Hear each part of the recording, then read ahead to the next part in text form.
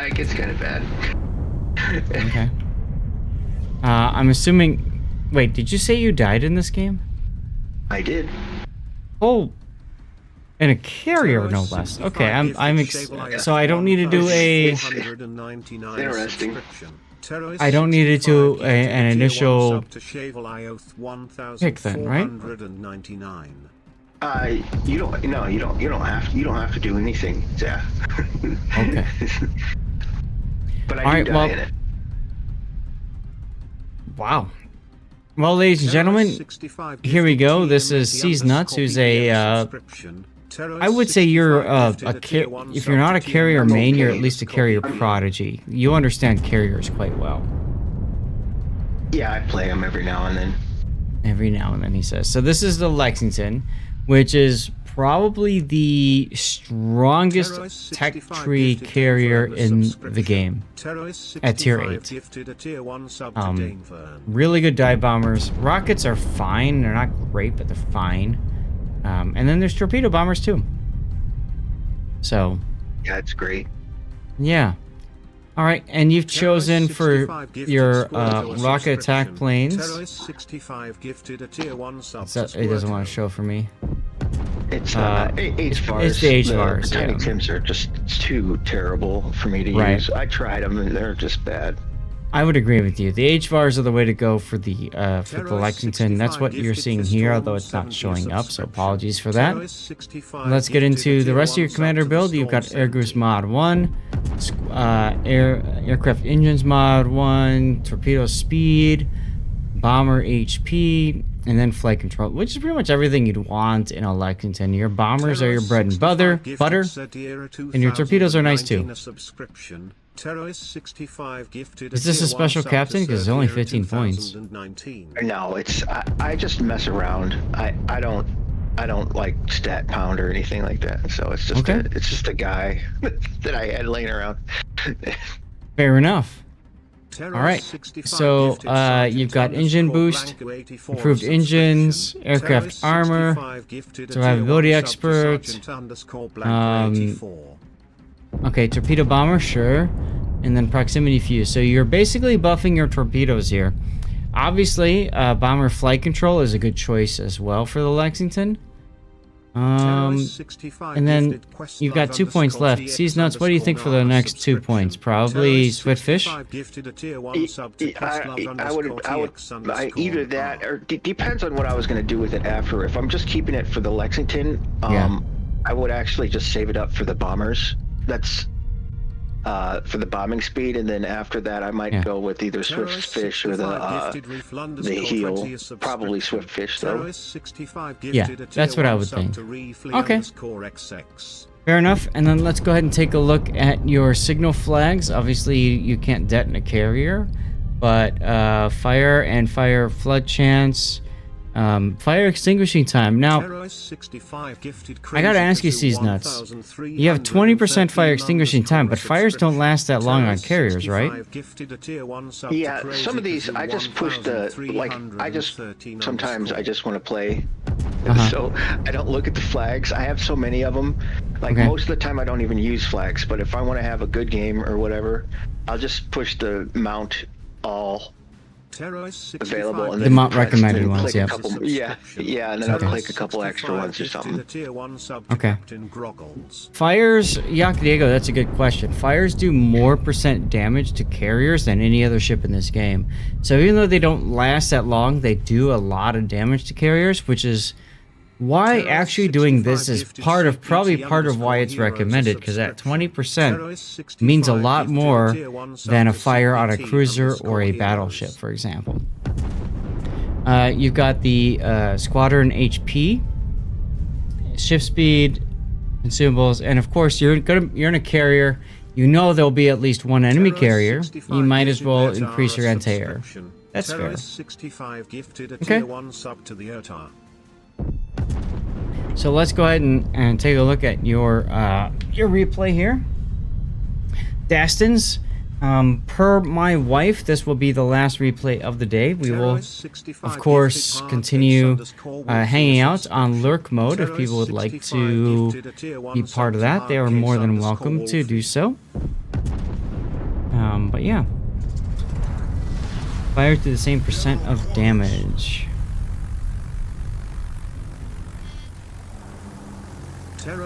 Did I not put a title then for a Hotnik game? Terrorist 65 gifted a tier 1 sub to Crusader Dan.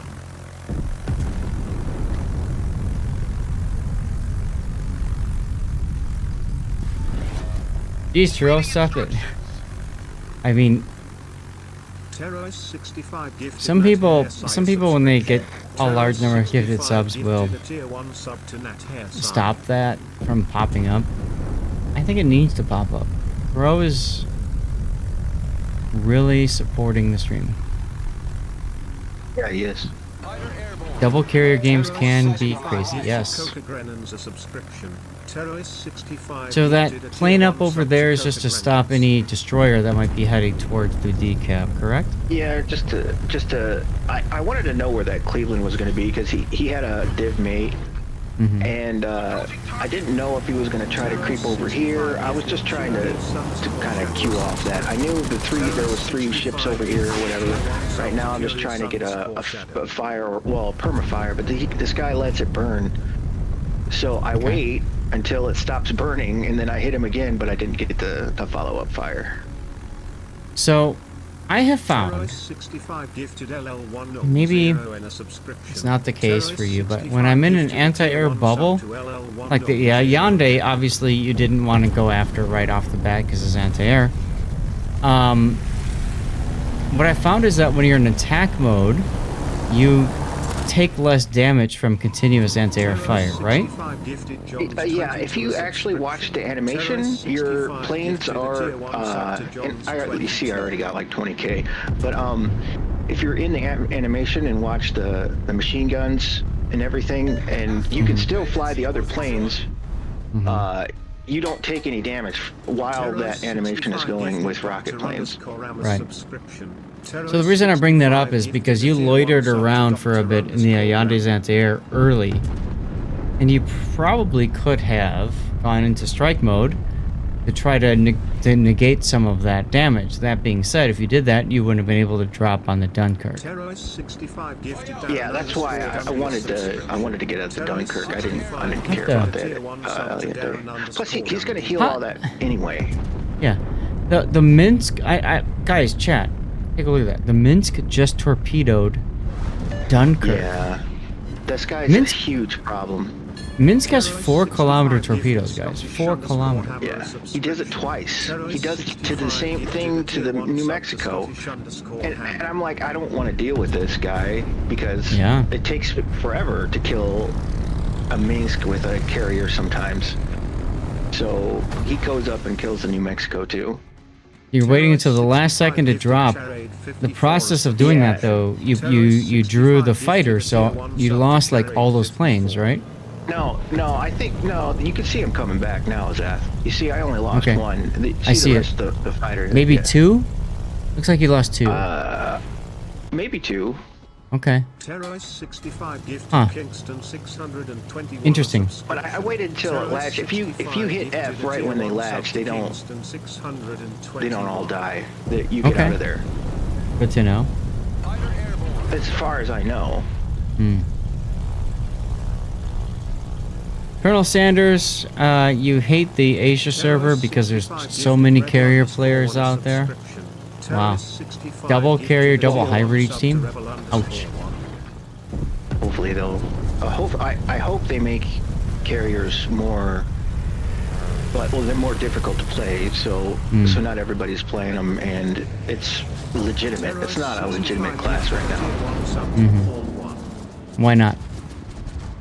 I think all the spotting and, like, I mean, I totally control this game, even though I lose, ironically, but I think I could have made some better decisions and won. But regardless, I hope they make it more difficult.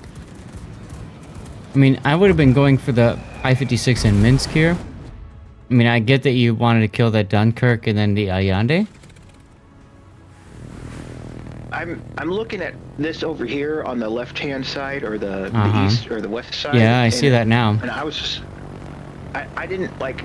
I can't really mess with the I-56. There's nobody else over there, and or the Minsk. So, I mean, yeah, I could shoot a bunch of rockets at it and mess with him, but there's nobody really else over there.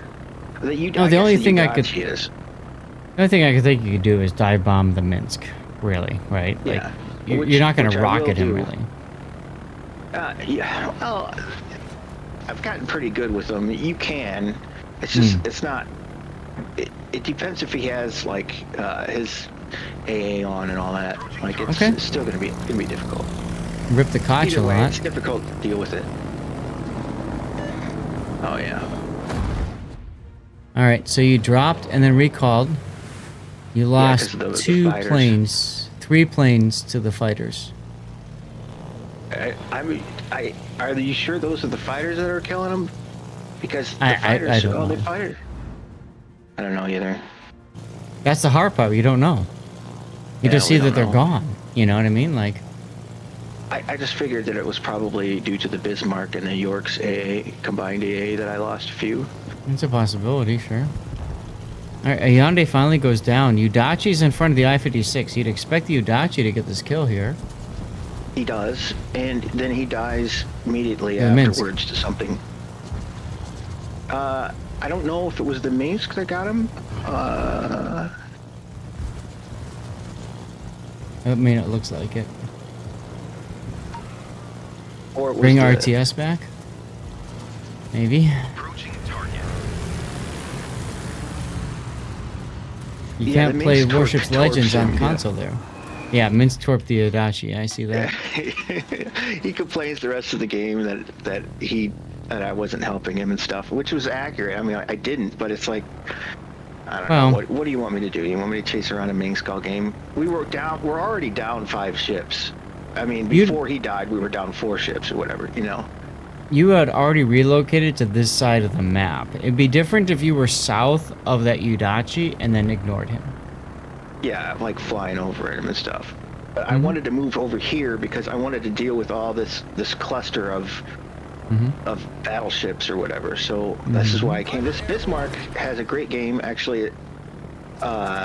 Despite like 170k damage and 6 kills, he still beats me on the leaderboard. I want to mention right now, I'm surprised you haven't moved your carrier from this position, because it's still a very precarious spot. You know, the enemy team is clearly moving through here. I'm not worried. I can kill these guys before they get to me. Okay. Plus, I mean, this is just it's Sunday, it's weekend, guys. I think it feels like it, and I kind of take advantage of that towards the end, but I also pay for it. I mean, pirates, maybe not. I don't know, but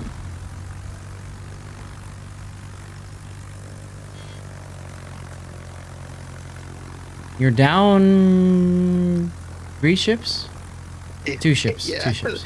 2 ships. I've been trying to hang on to this game like the whole time, and it's just, I mean, losing 2 guys to that Minsk, I did not expect that. But, well, actually 3, I think, because there was 2 battleships over there, wasn't there? Something like that. I notice you're not doing a lot of prey dropping. Is that simply because you know you can attack and then hit the F key and then back off, or? I don't run out of planes. Okay. It would be like a long conversation. If you know, I never pre-drop unless I know that I'm going to lose a bunch of planes. Okay. I mean, you could see at the end, I'm still full squadron. Like right now, look at my. The only time I really lose planes is when I'm trying to attack the carrier and then doing the heal thing while the fighter attaches, which I almost wonder later.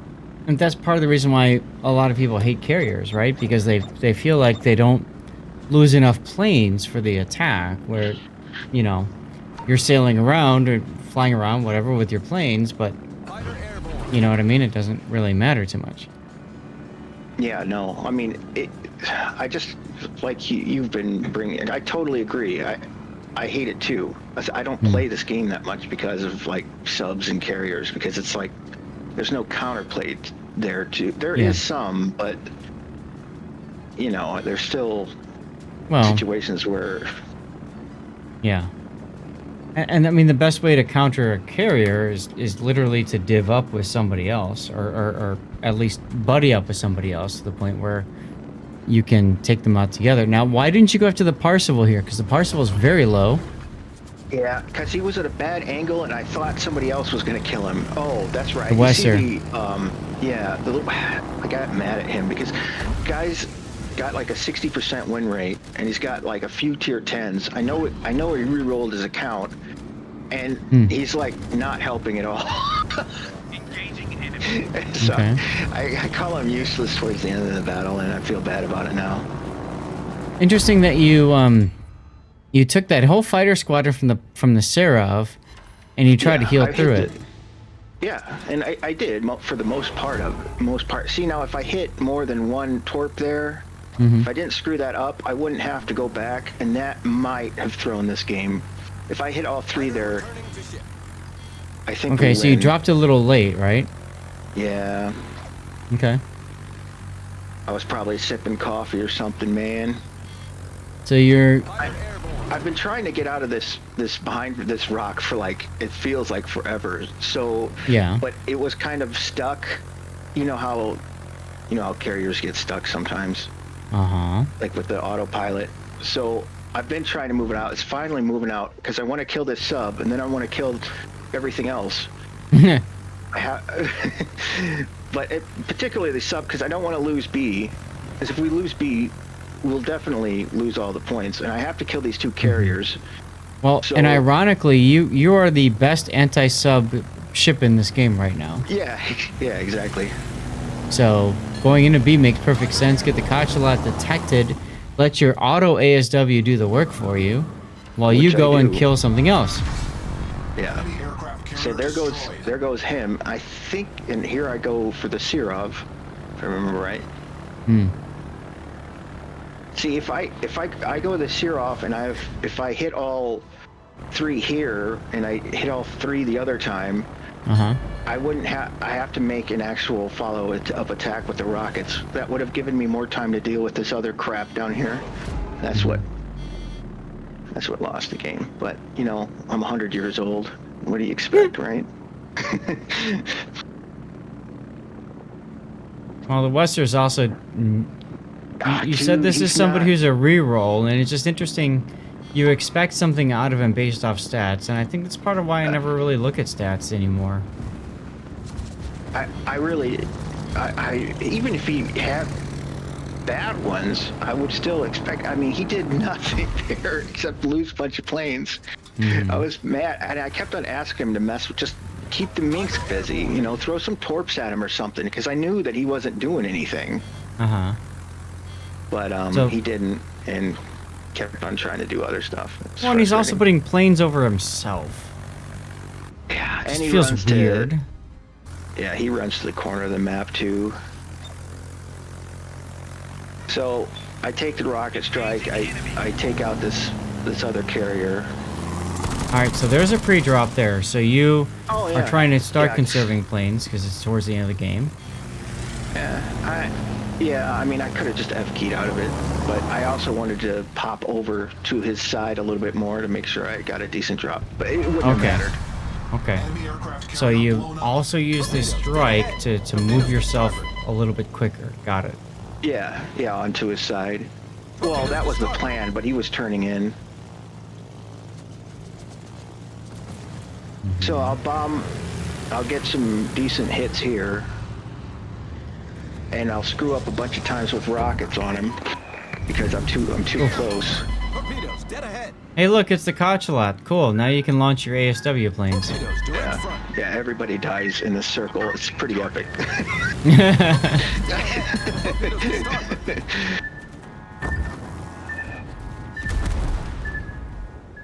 Yeah, Pirates, I think seaznutz is trying to highlight that, you know, maybe there isn't as much counterplay as there needs to be for carriers. But at the same time, if you've got people that don't understand how to play the class. I think that's the challenge. You know, I often say, like, with randoms, like, you know, certain people are the reason why subs exist in the fashion they do, you know? Like, you're literally chasing down a Leone with your secondaries right now. Yeah, they're literally and the running from Consulat. me. They're both running from you. This is ridiculous. Yeah. And this is a replay bug, by the way. These are, yeah. No, that wasn't replay bug. Oh, really? I kept on overshooting him on that particular case. I was just doing a bad job. But I think these players aren't great. So I'm taking advantage of that fact. So you got to kind of keep that in mind when you're saying carriers are OP. You know, I have like 800 carrier games, so which might be more than both of them combined. Well, and that's the part. That's the challenge, right? How do you take somebody who's got the skill level of you, who has played so many hundreds of games in a particular class, versus somebody who's played maybe that number of games total? Yeah, exactly. Right? That's what we're saying the same thing. Yeah. Yeah. That was a fun little death pick there. Oh my god, I want Saratoga 23 Pirates. I want... Well, let me see. Yeah, I want Saratoga. I really do. Because what you guys are looking at here, even though this is Lexington, this is actually the Saratoga. I don't know if you guys know that or not. I'm going to take a minute, and we're going to fly over here for a sec so you guys can understand what I'm talking about. In World War II, the Lexington and Saratoga are battle cruiser converts. They were originally designed to be battle cruisers for the U.S. Navy, but because of the Washington Naval Treaty, the United States Navy and Japan, France, Italy, and the British were all limited in tonnage and number of capital vessels they could create. One loophole was carriers, though. And so what they did was said, well, if you're already building battleships or carriers or battle cruisers, you can instead convert them to carriers. So the U.S. Navy converted the Lexington and Saratoga, which were battle cruisers, into carriers. And that's where you get the Lexington and the Saratoga from. Now, if I zoom in here, you'll note that these turrets are the dual-purpose 5-inch guns that we've seen on, well, frankly, Iowa and a lot of other battleships like that, right? The original battle cruiser design had these turrets as, well, when they converted, had these turrets as 203 millimeter, so 8-inch guns, the same turrets that you find on the Pensacola, Northampton, you know, basically the American heavy cruisers at the time. And so Lexington sailed, and Saratoga also sailed with 8-inch guns here, and then, of course, behind, here, and here. I don't remember if they were triple or dual turrets. I think they were duals. Either way, at the beginning of the war, that's what they had. And then, midway through the war, the Saratoga was modernized, and when they modernized the Saratoga, they removed the 8-inch guns and replaced them with dual 5-inch, dual-purpose guns to help with anti-air, because the United States Navy realized that anti-air was a bigger thing, that aircraft carriers were a bigger threat. Air power was a bigger problem than originally deemed in the 1920s. By this point, the Lexington had already sunk. So when you are looking in this game at the Lexington, you are looking at the wrong carrier. The Lexington in World of Warships is actually the Saratoga, because the ship has been modernized with the 5-inch dual turrets and also the torpedo bulge. In World of Warships, at least, the Saratoga, as you see her, well, she doesn't exist, but in any case, the Lexington, as you see her, Saratoga, there is no such thing as Saratoga in the game. There you go. I have to put that out there. Anyway, so you launch your planes, you're going to go try to bomb the Minsk. That's your only chance at winning this game. At victory. And I see him and I'm getting excited. I'm like, oh, he's only like, you know, 2/5 HP. I think I could hit him once out of my, I don't know, 12 bombs, whatever I drop. But sadly, no, that doesn't happen. That's kind of my luck with these things and hitting destroyers. Now, let me ask you this. Why didn't you just wait? Why didn't you wait until... Okay. I wait until he comes out. Mm-hmm. I see that now. I go behind because it's the better angle, because it is the better approach. Him, so. So I'm doing the Lexington stuff, you know. Yeah. Aiming the bombs, all that kind of stuff. You got RNG'd. Yeah, I got RNG'd really hard, like. Yep. Really hard on this guy, and this happens a lot. You've got time to back off and try to get another drop in. Yeah, I'm totally gonna get. I'm gonna do the same. Okay. The same thing's gonna happen 3 times in a row.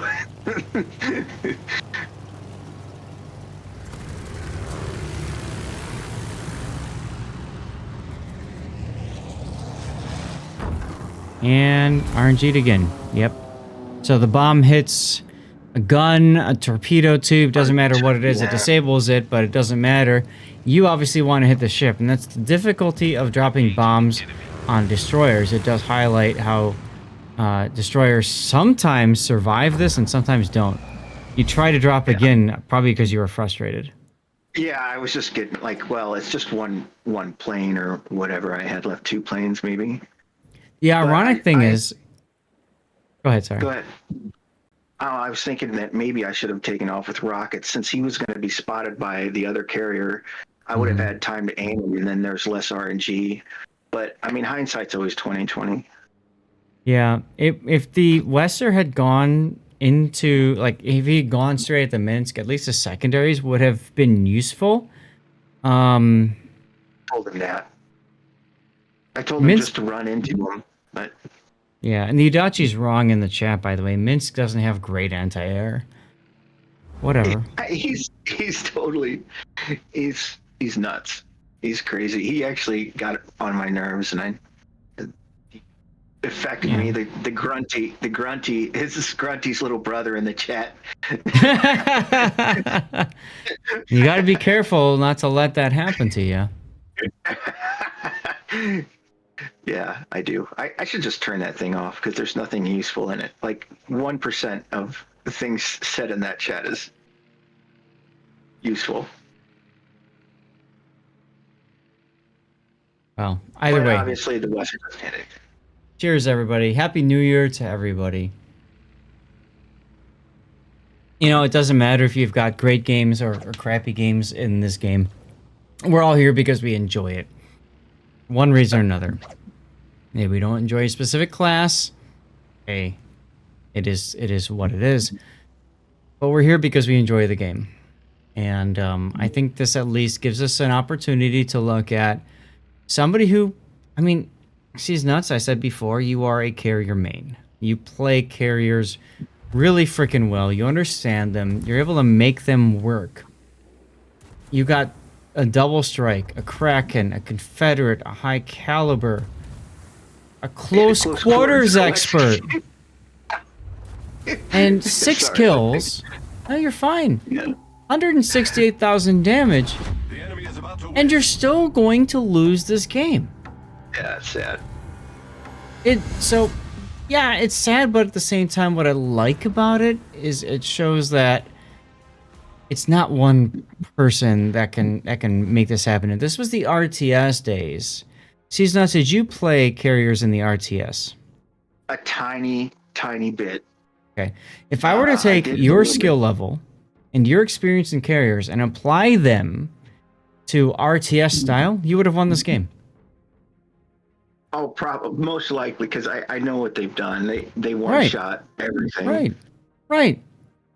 So see I'm sorry, I don't mean to interrupt here again, but the Bismarck actually had somehow a better game than I did.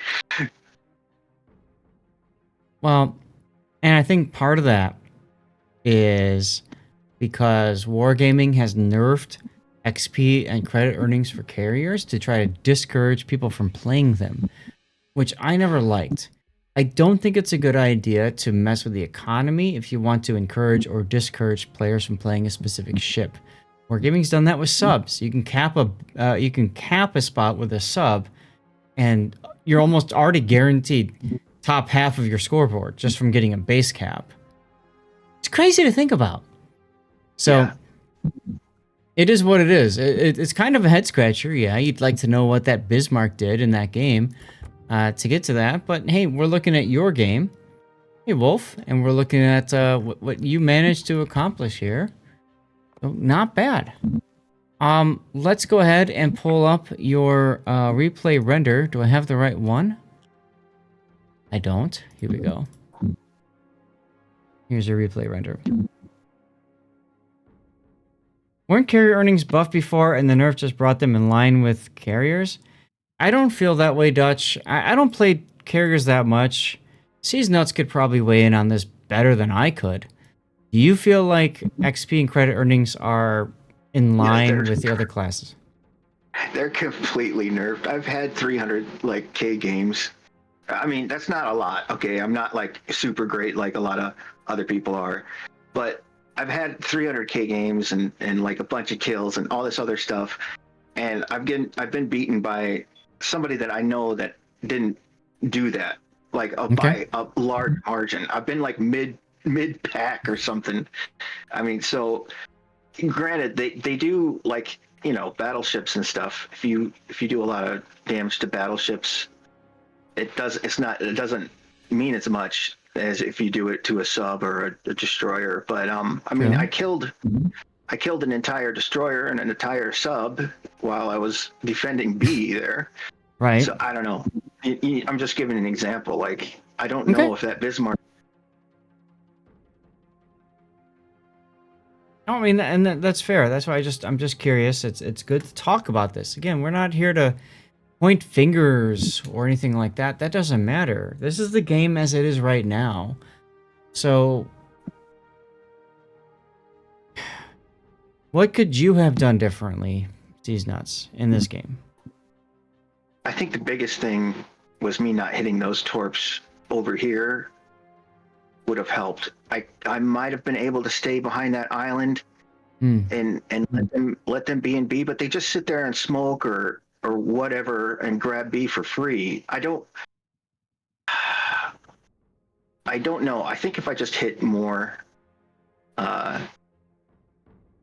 ordnance in general and you know, I think just getting better at the game in a general base. I don't know if going for that Minsk would have helped, because then all this other stuff on the west side comes down while I'm messing with that Minsk, but that's usually a waste of time.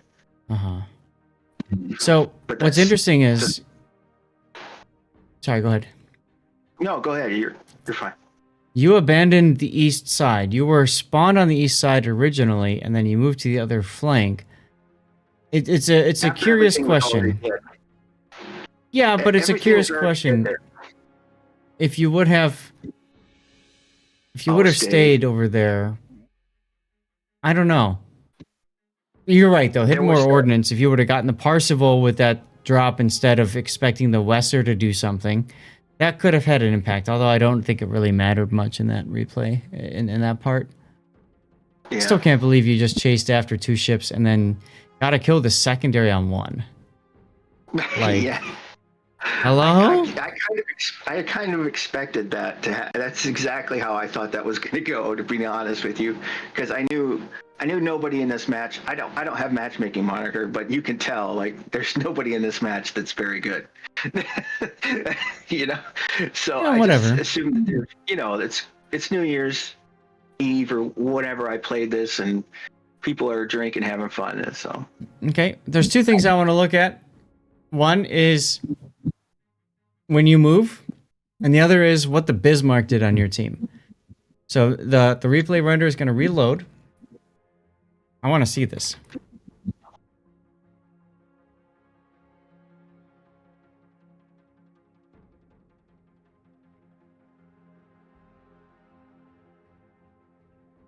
And meanwhile, chat, we could use a title for this replay.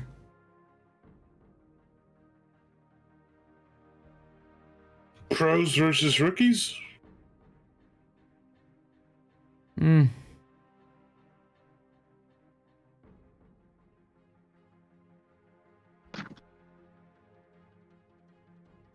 So you weren't really on the east side, you were in the middle of the map. Okay, that's fair. Gotta get good.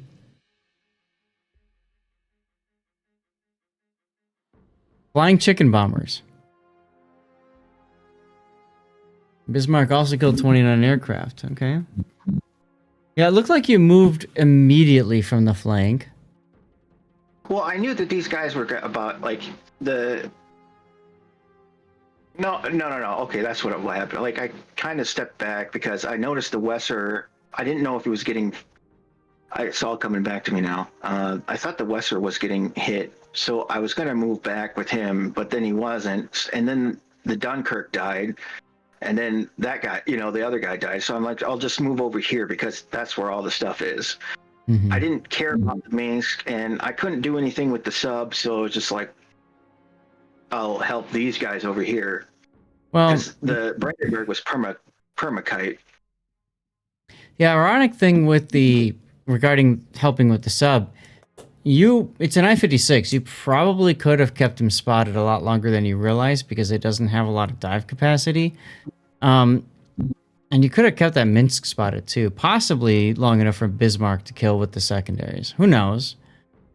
But, it felt like you did abandon that flank rather quickly.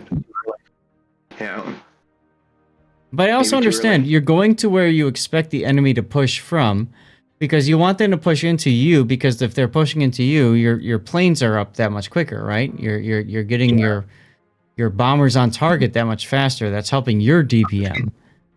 Yeah, I was getting closer to the damage. Yeah. Okay.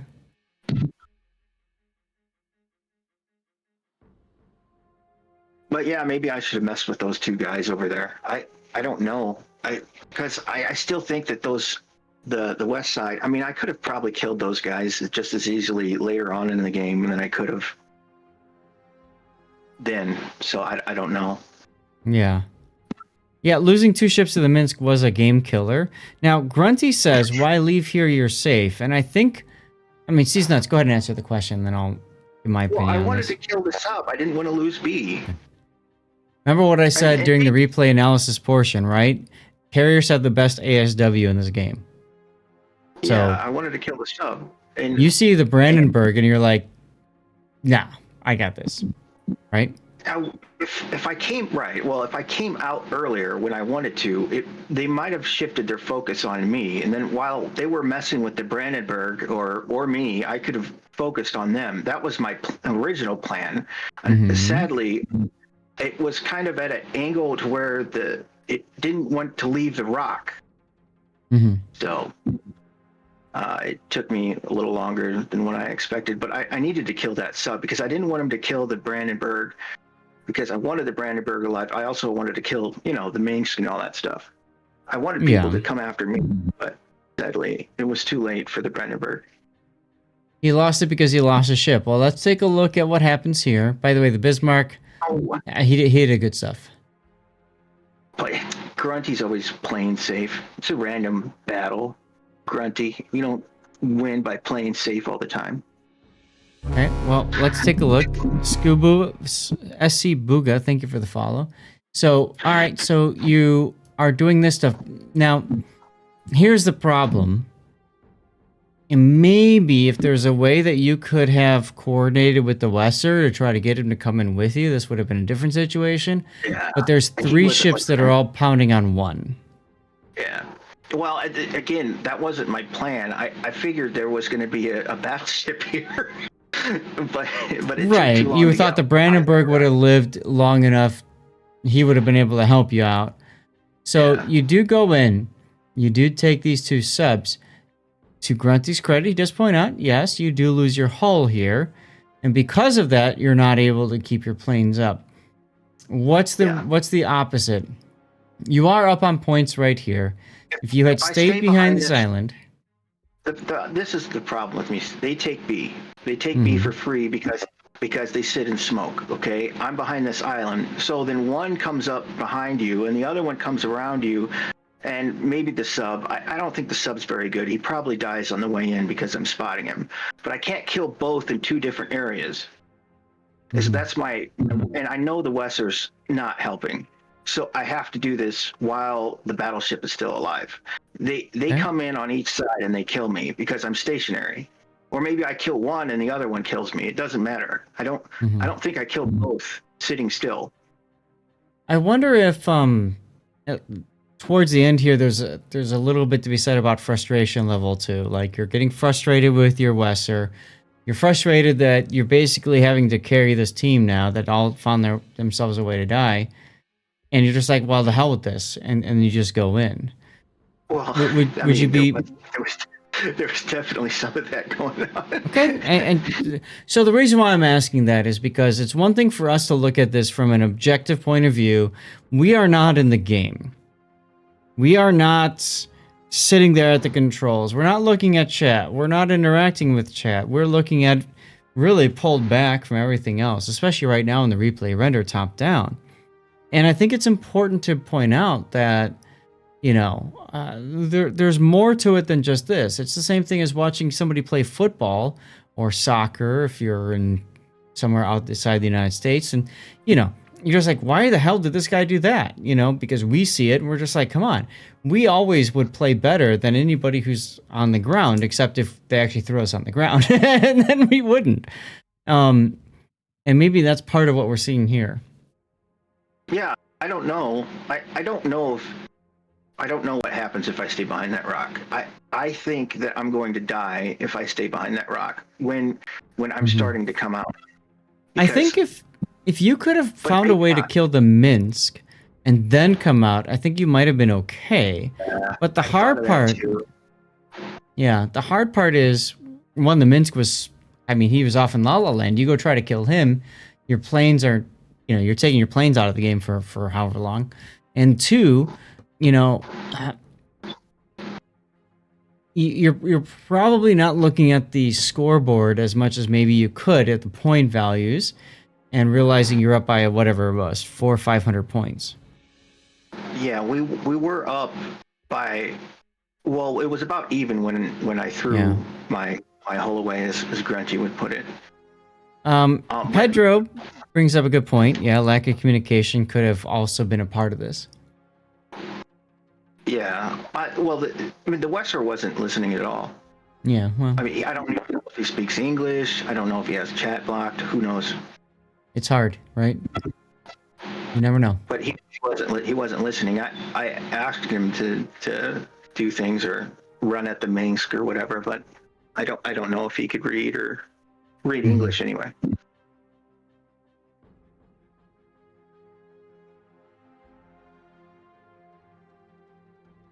I'm looking at the Brandenburg right now. Oh, okay. He got chunked by subtorp, so he messed that up and then probably got himself perma fired, and then he goes down. Yeah, I expected him to last a little longer than that. I was hoping to catch the sub coming in to me. I thought he would surely come in to me because they always do. But and then I would have killed him and then you know, there. But everybody dies, or the Brandenburg dies, and it's whatever. But fair enough. Sad. Bismarck killed the sub, the Allende, much of the Parseval, and probably half of the Borodino. So damage-wise, probably close to on par with what seaznutz ended up with. We'd have to see the Bismarck's result screens to really know. Okay. Well, either way, what I love about this replay is it got chat talking. I don't know if you noticed that, seaznutz, but chat's talking a lot more than usual in a replay analysis, so that was really cool. Okay. Well, hey, thank you for sending that one in. I'm thinking like damage or position as a title, but I will obviously yield to somebody else if they come up with a better title for it.